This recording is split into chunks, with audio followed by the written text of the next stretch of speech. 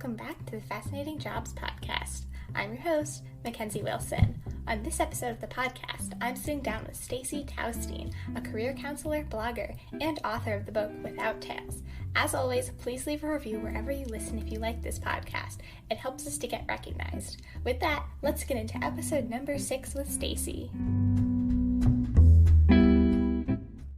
All right, so hi Staci, thank you so much for joining us today. I'm excited to have you. How are you? I'm doing great. Thanks for having me, Mackenzie. No problem. I'm excited to get to chat with you today. So just kind of a base, how did you get into career counseling? So like a lot of people, I would say my career journey has been non-linear. It's just all made sense to me. And so what I'll say is that I started out really with a passion for writing.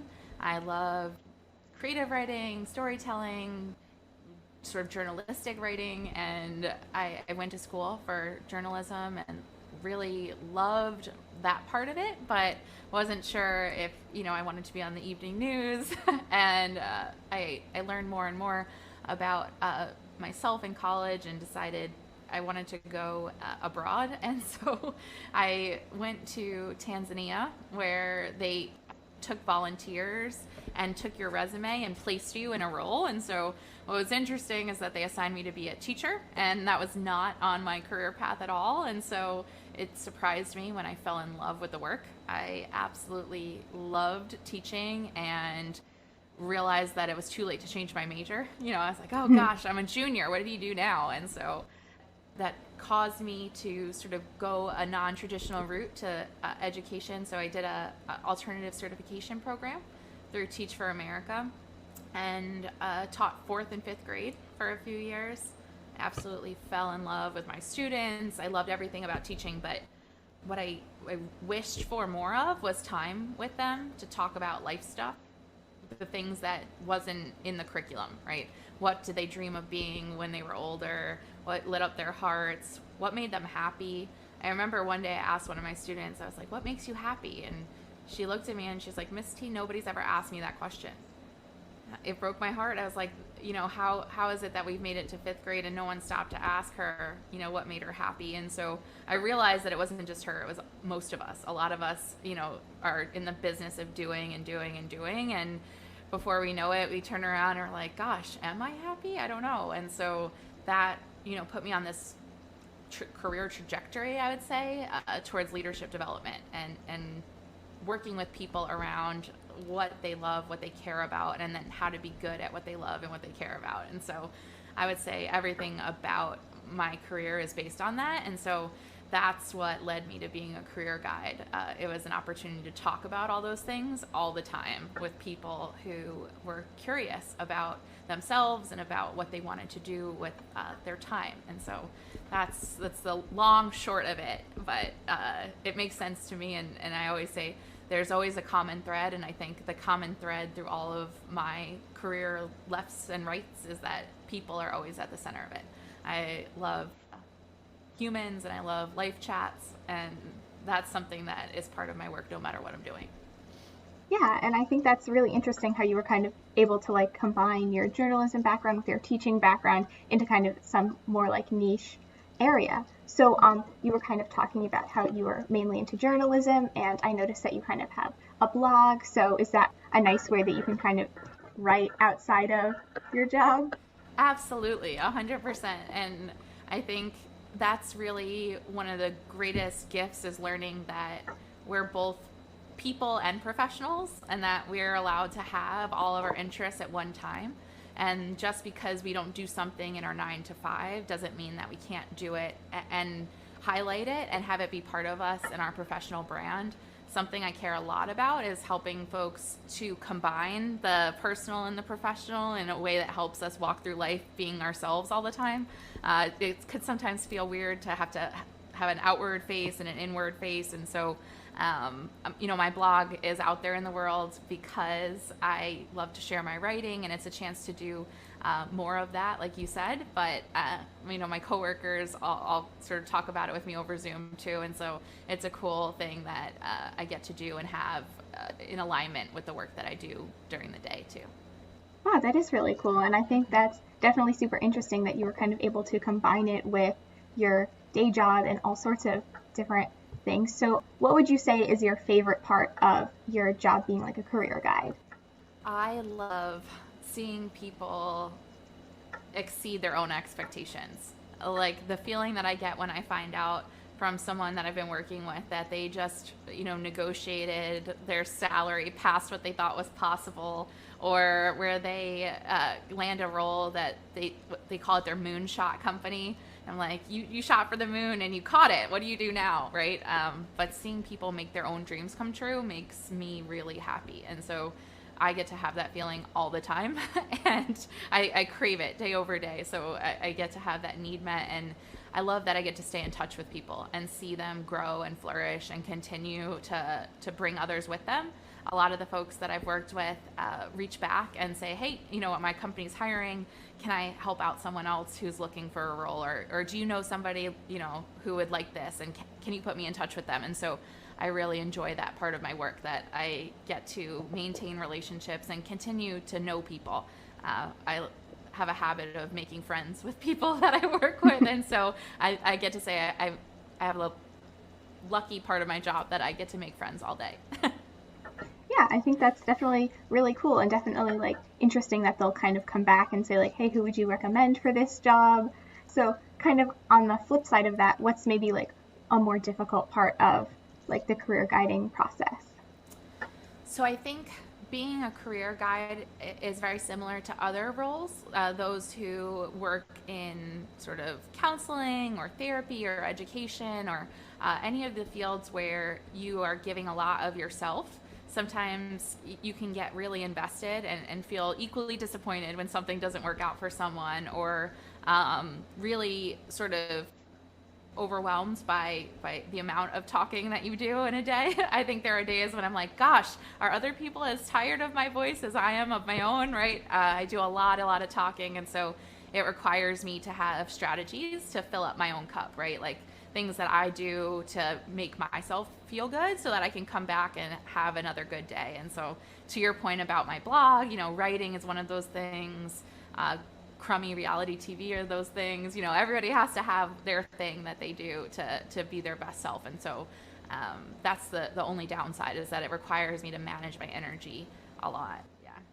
Yeah, I think that's definitely like something that's interesting, and I think that's something that transcends into other career paths or even in school. Everybody just kind of needs that time to wind down, relax, and sometimes we don't always get that, and that's like one of the biggest balances. I know I was chatting with another girl, I think from episode 2, and she was saying like kind of similar thing, that yeah, it's like difficult to just kind of like find balance between like doing too much and not doing enough. So yeah, I think you make a really good point there. Kind of like talking about your blog a little bit and stuff like that, I noticed your motto is kind of, I woke up for this. So could you explain a little bit about that mantra? Sure. It actually goes kind of deep, so I hope you're ready for this one. But I almost passed away in 2016 from what they call a spontaneous perforation. And so it was a really scary time in my life. I wake up very lucky every day to be here. And so I kind of approach my life and my work with this passion and commitment to the fact that I did wake up for this, for good or bad, right? I'm here and I get to do this second chance in the best possible way that I get to do it. And so I bring that to every single thing in my world. And it could range from anything like I woke up for this pandemic to I woke up for, this Nespresso coffee that I cherish every morning, right? Like there are things that I treat with a lot of gratitude, because I feel really lucky to be here. And that's something that makes me stay committed to fulfillment. I think a lot of us can go through the motions of life. I think I did that at one time. I would sort of hold myself to perfection, and I would hold myself to these standards that were impossible to keep up with. And, with a second chance at life, I realized, it doesn't have to be like that. We can give ourselves permission to do the things we love when we want to, cherish the little moments, and not put so much pressure on ourselves, because we can't really mess up. I think there's this, idea that if we pick the wrong job, we can't, change our minds, or if we, went to the wrong major and we can't get back on track, right? But I believe that we have this life to live the way we want to, and there are ways to guide ourselves on that path towards doing more of what we love every day. And that's really sort of the background behind the blog, and the reason why my job is very much aligned to my personal purpose of helping other people wake up for it every day. Wow, that's a really inspiring story, and I'm so glad that you're okay and you've kind of made it past that. And I think that you make a really good point that it's important to be happy in what you do as well as be successful. And you talk about like changing your mind in your career, and I think that's definitely something that's scary for a lot of people, because like maybe you need to go get more education. So what is some advice that you maybe have for somebody who wants to kind of have a career transition, or they don't really like what they're doing? Sure. So what I would say is, there are things that we are deeply passionate about, and there's an intersection between what we're good at and what we love that's really special. I think a lot of times we end up doing things we're good at, but not maybe loving those things. And so if we can pay attention to where those things overlap, there's usually some sort of a secret sauce there that we can start to hone in on and then nurture, right? So if we start to think about the things that fall in that category, what are we already doing that sort of highlights those skill sets? So maybe it's a passion project, or maybe it's, in my case, a blog, right? Things that you're doing that showcases your passion and your love for those things. Start to network into circles where other people are doing those things and where you can share your work and things that you're proud of. A lot of folks can do this with a portfolio. And then where there are gaps between that which you can showcase and the roles that you can apply for, I would say you can chip away at that by sort of pursuing the additional skills, right? So let's say you need a certification, or you need an extra certificate, or even maybe an additional degree. What I would say is, determine your timeline, what it would take to sort of close that gap, and then plan for how you can commit to it. So it's different to need an entire master's degree than it might be to take a course online. And so I would say build that into your process. Decide, set some short-term goals and some long-term goals for getting closer and closer to where you want to be. But never forget to show value along the way, because you already have what you need. I think a lot of us feel like we can't start doing things until we have the certificate, but in reality, a lot of times there are things that we can already be doing to showcase our love and our passion for the thing that we care about. So I would say, similar to how you started this podcast, folks who know that there are things that they want to be out there doing, just get out there and do them. And then, don't be afraid to fail publicly. I think that's the thing I know has held me back in the past. I always wanted something to be tied up with a bow, or be done, or precious or perfect before people got to see it. But at the end of the day, when we really want to make a change or a pivot or try something new, we have to be willing to maybe see the messier parts of that too. Yeah, I think that's definitely a really good point, that like you should kind of transition to something that that you enjoy, and maybe you're already doing something that you enjoy. Like say you, I don't know, play tennis on the side, like you could still give tennis lessons, like, so I think that's a really good point that you make. And yeah, just kind of like along the lines of like a blog or a podcast or something like that. I think there's definitely that fear in everyone, like, oh no, like what will other people think of this? But I think one piece of advice that I've always gotten is like, people aren't thinking about you as much as you think they are. Best advice ever. I appreciate the reminder. It's so true. It is so true. So kind of like, how did you decide to write your book Without Tails? Was that like a passion project, or how did that come about? Yeah, so actually it's a perfect example of one of these scenarios. So in between my last role and working with Teal as a career guide, I was really going through a moment where I felt a little lost. There was this moment in time where I was deeply committed to doing the work that I was passionate about, but I hadn't found my place. I think a lot of us go through feeling mismatched to places where we worked, where maybe we didn't fit in with the culture, or the people there weren't folks that we would connect with, or we would feel left out, right? All the human feelings that we have. And so I was going through this moment where I was trying to get in touch with what I love and what I care about, and re-grounding myself and all of my reasons why. And so I sat down one day and just started writing the way I did when I was little. And my dad and I used to write books together when I was a kid. And so it was really an exercise in making myself feel better that turned into a sort of passion project that made me remember what I needed to hear when I was little is still what I need to hear as an adult. That some things don't change, and that feeling like a fish out of water doesn't go away.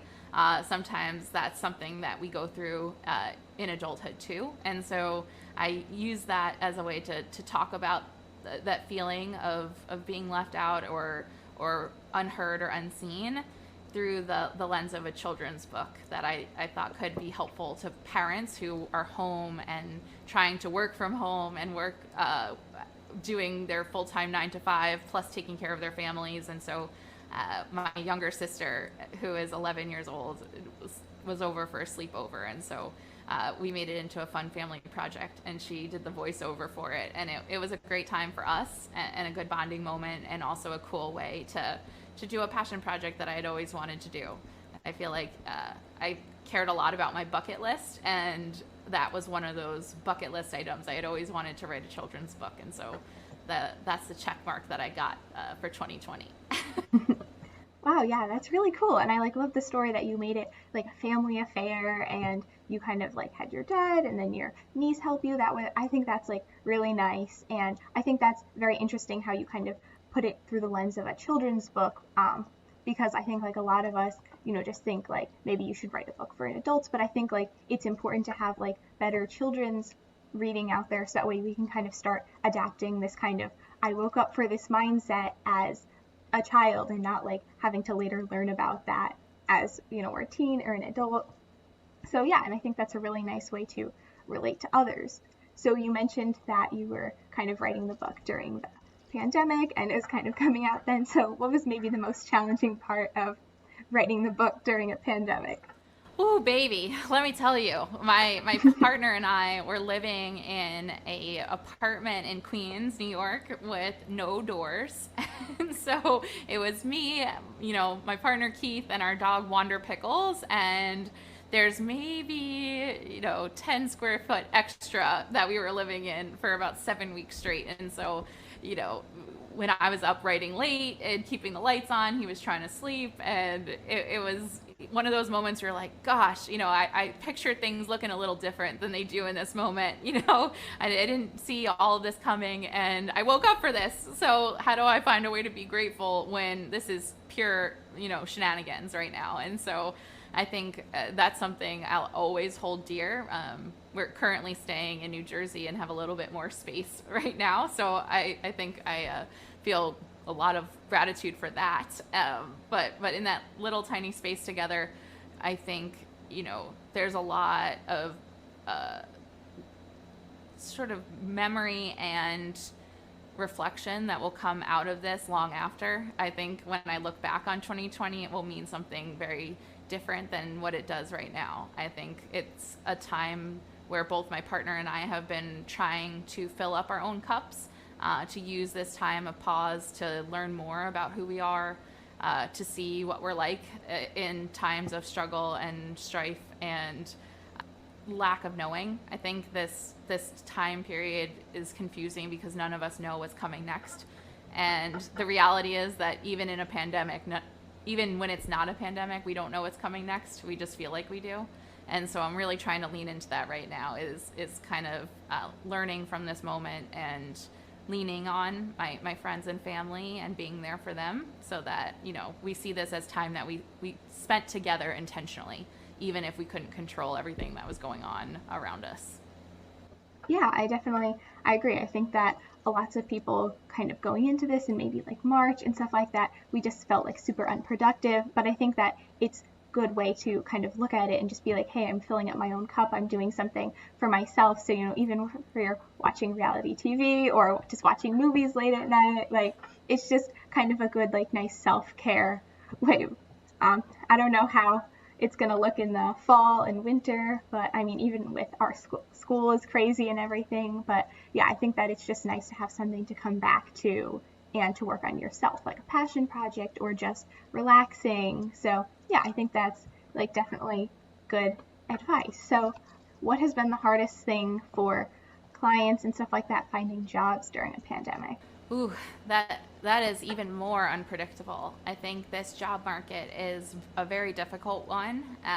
There are far more job seekers than there are jobs open, and so it's highly competitive, and it's a lot of rejection in a short amount of time, and that never feels good to any of us. And so I think keeping cups full during sort of a deep job search that has a timeline where folks are worried about paying their bills and supporting their families, the stressors around that are probably the most difficult part. I think we have really talented, incredible candidates who are out there looking for roles, but that stress could sort of overshadow anyone's best foot forward. And so I see a lot of people really sticking with it and doing the best they can to stay positive in the light of what's a very difficult situation, and still to believe that they can find a job they love. I think there's parts of this situation that have folks feeling like, oh, like that's a pipe dream, I just need to do something that will pay.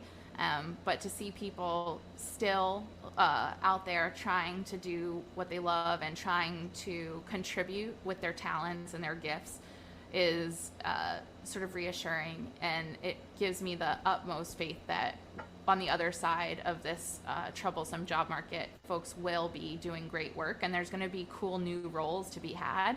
I see a lot of different solutions to problems that we haven't seen before. So companies are creating new roles and designing new roles, and folks are readily stepping into them. And that's really exciting when I think about, what our job market will look like and, the types of things that people will be doing. The remote job culture is actually something that I find exciting. Folks who are getting to do coding and UX and UI from home and contribute to companies from a distance and still be safe during this time, I think is really exciting. And, it doesn't erase how hard it is, but it's something that I'm holding on to get us through this moment. Yeah, and I definitely think that's a super interesting perspective, just to kind of keep holding on and just to hold out for a job that you might enjoy more than a job that you might have to take. And I definitely agree. I think that the remote job market is opening up. I know my dad worked with somebody who's living on a houseboat right now, so very cool. Yeah, so lots of interesting jobs opening up. So what's been your strategy to kind of help people go through this? Sure. So TLHQ, we're a brand new startup. We launched actually right into the start of COVID-19. And so our plans for helping job seekers changed drastically purely because of the timing. So we had kind of planned to be more one-on-one, but when we found out that so many folks were going to be laid off and needing help getting back to work, we sort of dropped that and launched a campaign to do 1,000 free spots in a program that we call Career Assist. And so we've had a lot of success helping get those folks back into the workforce, doing jobs that they love. And now we can continue to run programming for folks where they can join me for a 4-week course. It's twice a week for an hour, and we introduce them to a ton of hacks and strategies and new tech tools that they can use to sort of get around some of the challenging components of job searching. And then we talk together and do some group coaching along the way so that folks feel supported. They have a community that they're part of. The worst part of being unemployed, I think, is that you don't have coworkers and people to hang out with. And so the Teal community is kind of like your stand-in coworkers where we can all hang out. We can talk to each other. We have different activities virtually for people to network and do interviewing practice and things that will set folks up to be successful, and at the same time, it'll feel more natural. It's not so forced, and they don't have to be in like those icky, awkward networking situations. And so that's what I love the most about our approach to job search, is that it's inclusive, it's community-based, and it's a way to work smarter and not harder because the job search takes a lot of work. And so that's our approach to it. And we've noticed that there are a lot of folks who are thinking about shifting careers. And so we have a new program as well called Career Shift that's targeted to support folks who need to maybe spend some time thinking about what it is that they want. And so depending on what folks are focused in on, we have a way to sort folks and help them be matched to the program that's right for them.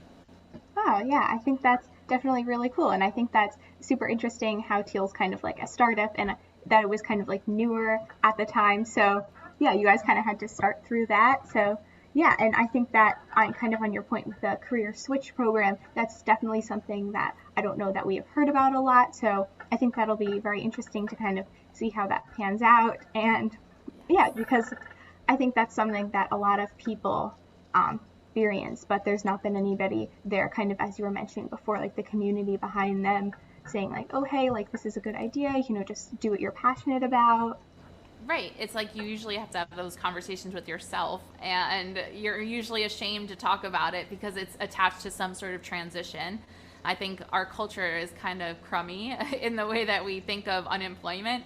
It's something that we've kind of associated with having failed or having done something wrong, or something that we don't talk about because we feel like it should be private. And the worst part of that is that, there are a lot of other people going through it at the same time. And so it doesn't have to be that way. It can be something that you have community around, and where, you can also celebrate each other when you're on the other side of that. And so that's what is special to me, and what brought me on to the team at Teal, is because I think we are building something special. It's something different, and something that I think was deeply needed for a long time. So I'm hopeful about, what we can do if we're able to bring more people together. Yeah, I think that's definitely very admirable, and I'm glad that you kind of were able to find a place there, because it seems like that kind of brings together lots of your different passions. And I think that's important, because if I was applying for a job, I'd want somebody who was happy with what they were doing and like kind of went through the same things that I did. So I think that one of the hardest like points at a career is just kind of starting. So what would be your advice to a high school or college student that maybe doesn't have a ton of work experience, but they kind of want to just get out there and start something? How would they kind of go about that? Totally. I say ask everyone and try everything. I just worked with 2 interns this summer who are graduating from my university. So I went to University of Wisconsin-Madison, and 2 folks there reached out because they, were looking to get experience in marketing and social media, and, just reaching out to an alum. I couldn't have been more excited to be partnered with them and to share mentorship with them. And, having not always had the best experiences along the way when I was younger, it was that much more important to me to be the kind of mentor that I needed. And so I would say there are a lot of people like myself who want to work with younger people. We learn from younger people who are coming up behind us. I think y'all know a lot more than we do about a lot of the platforms, about tech, about strategy, and they taught me so much over the summer. And so I would say don't see it as a burden. I think a lot of us used to worry, like, if I ask for someone to teach me something, or if I, show up to this, will they think I'm annoying? And the reality is, most of us are wishing for that. Like, a lot of us really want to mentor people, really want to partner and learn with people. And so if there's someone doing something that you love out there, I would say don't hesitate to reach out to them. If you have a LinkedIn profile, it's never too early to start. Feel free to Slack me or find me on LinkedIn. I can, give you any tips you need to get your profile in order. I think starting to have a professional vision for yourself and be willing to ask questions and informational interview is a great way to do it. So reach out to anyone doing anything you're interested in and schedule a quick, 20-minute Zoom meeting with them to ask them about what they're doing, how they got there, if they have any advice for you. I would say, 9 times out of 10, you'll get a great response. And for the one time that you don't, just let it roll off your shoulders and get back out there, because life's too short to miss out on all the fun. So I would definitely say don't hold back. If there's things that folks are interested in exploring, it's never too early to start. Yeah, I think that's like a really important point, and I like the point that you make just kind of about like networking and like just kind of like going for it and reaching out to people, because I think that's something that is a fear that a lot of younger people have, like, oh man, like somebody wouldn't want to teach me that. And I feel like, again, like people aren't like thinking about you as much as you are, and they're probably not thinking what you think they are. And I'm gonna have to steal this advice for I woke up for this. I hope it's okay with you, but I'm gonna need to explore this. People aren't thinking about you as much as you think they are thing. You really resonate with me on that one. I think that's so spot on. Oh, thank you. Yeah. And I think that it's just like a crazy time, but I think that Zoom networking is going to kind of be bigger. So yeah, kind of what's your opinion on that? I love it. I'm all for it. I think, the only advice I have is to be more chill about it. I think people say, like, let's have a 20-minute Zoom, but then they show up and make it super serious. When you say virtual coffee, you should actually bring your coffee, right? Like, you should bring the mug and you should sip on it and feel like you're actually hanging out with the person. I encourage folks to bring back the coffee to the virtual coffee, because it's hard to be separate from each other, and it's hard to not have any of these real interactions. And so the more that we can emulate the ways that we felt comfortable and hung out in casual spaces, the more that we can connect with people in a low stakes environment. And so I say be creative with it, and leverage the fun that you can have with virtual settings. One of my participants put on like bear ears in the middle of one of our sessions the other day, and he got a big laugh out of the group. And it reminded me that not everything has to be so serious, right? Like, even amidst the unpredictability and the stress of all of this, the little ways that we can be joyful and have fun with these virtual settings, the better it is for all of us, I think, because Zoom fatigue is real. I think those of us who are spending, I'm sure with classes and courses online, you can be spending a lot of hours at this computer. And so we have to remember that we're still human beings, and we need a dose of reality every once in a while. Still, like, remembering to have snacks or something. I don't know.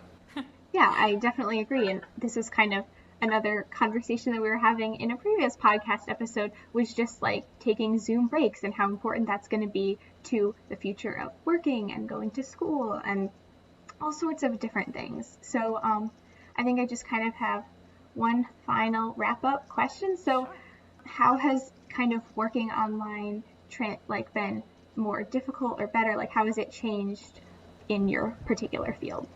So one thing that I'll say for myself is that I manage chronic illness after the perforation, and, living with chronic illness is a challenge. And so the virtual environment has been very kind to me. It helps me manage my energy better. It helps me contribute more fully. I used to really struggle with a commute in New York City, and my body wasn't able to keep up. And so personally, I felt that it's enhanced my ability to be exactly who I want to be in the world.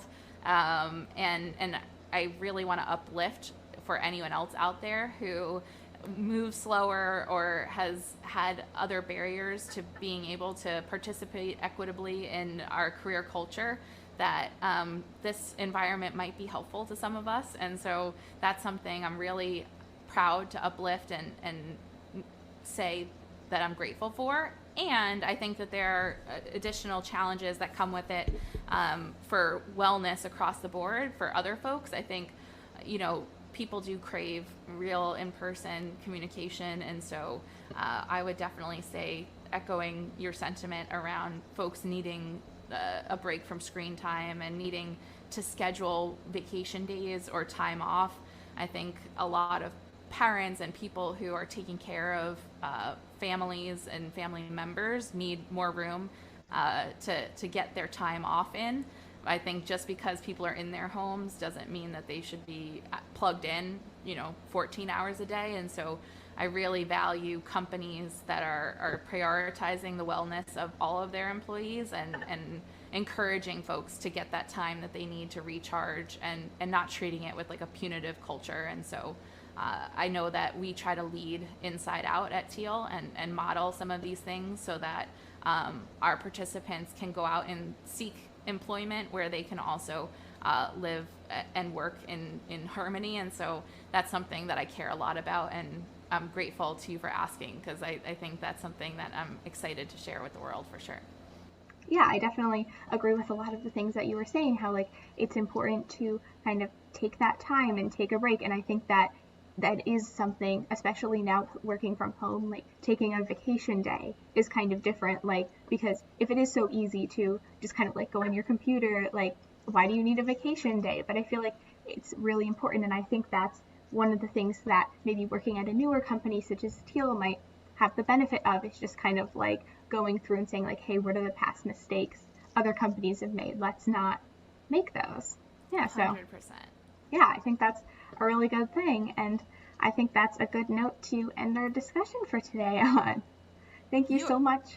Are amazing. Let me just say, you are phenomenal. That's the best interview I've had in a long time, and that's coming from a once journalism major. So thank you for all your thoughtful questions and for taking the time to really see me and hear me. Oh, thank you so much. That was like the best compliment I've like ever gotten. And thank you so much for coming on the podcast. I know we're a bit newer, so it's difficult to kind of network at first, but thank you so much for taking the time to do this. This really means a lot. It was my honor. Thanks for having me, Mackenzie. A special thanks to Staci for joining us on today's episode. You can check her out on Instagram or LinkedIn at Staci Taustine, or check out her blog, www.stubbornheart.org. You can check out this podcast on Instagram at fascinating_jobs_pod, Twitter at fascinatingjobs, or our website, www.fascinatingjobs.xyz. Be sure to rate or review this podcast wherever you listen to let us know you're enjoying it. And if you or someone you know has a fascinating job, email us at fascinatingjobspod@gmail.com for a chance to be a guest on the show. Thank you so much for listening and enjoying this podcast, and I'll see you in the next episode.